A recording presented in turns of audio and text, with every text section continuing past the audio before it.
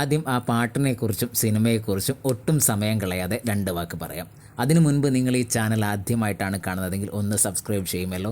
തുടർന്നും ഞങ്ങൾ അപ്ലോഡ് ചെയ്യുന്ന വീഡിയോ നിങ്ങൾ കാണുമെന്ന പ്രതീക്ഷയോടുകൂടി നമുക്ക് ആ കാര്യത്തിലേക്ക് പോകാം. നമുക്കറിയാം 2025 ഏറ്റവും മികച്ച വിജയ ചിത്രങ്ങളിൽ ഒന്നായി ഇതിനോടകം മാറിക്കഴിഞ്ഞിരിക്കുകയാണ് തുടരും.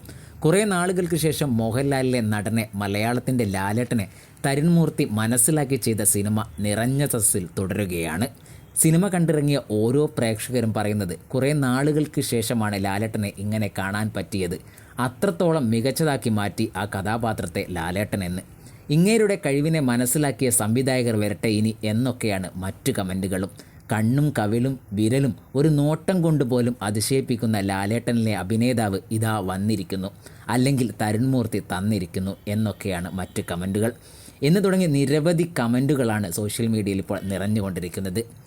എന്നാൽ സിനിമ ഇനിയും നമുക്ക് ആഘോഷമാക്കി മാറ്റാൻ തരാതെ ഒളിച്ചു വെച്ച ഒന്നുണ്ടായിരുന്നു, തുടരും സിനിമയിലെ ആ പാട്ടിന് NG ശ്രീകുമാർ അന്ന് തന്നെ ഒരു ഉറപ്പ് നൽകിയിരുന്നു.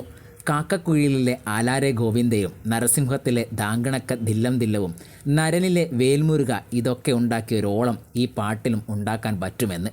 ലാലേട്ടനൊപ്പം ഒരുപാട് പേര് തകർത്താടിയ ഇനി വരാനിരിക്കുന്ന വേൽമുരുക പോലെ ഒരൈറ്റം ഉണ്ടെന്നതാണ്. നേരത്തെ നമുക്കറിയാം അത് സിനിമയിലില്ല.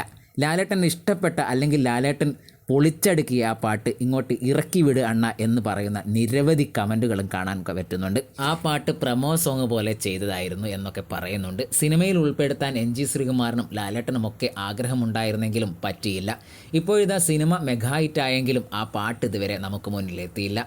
താമസിയാതെ നമുക്ക് മുന്നിലെത്തും, കാത്തിരിക്കാം, ആഘോഷമാക്കി മാറ്റാം. തുടരും കണ്ടവർ നിങ്ങളുടെ അഭിപ്രായം രേഖപ്പെടുത്തുക. എന്തായാലും മറ്റു വീഡിയോയുമായി നമുക്ക് അടുത്ത വീഡിയോയിൽ കാണുന്നത് വരെ എല്ലാവർക്കും നല്ലൊരു നേരം ആശംസിക്കുന്നു.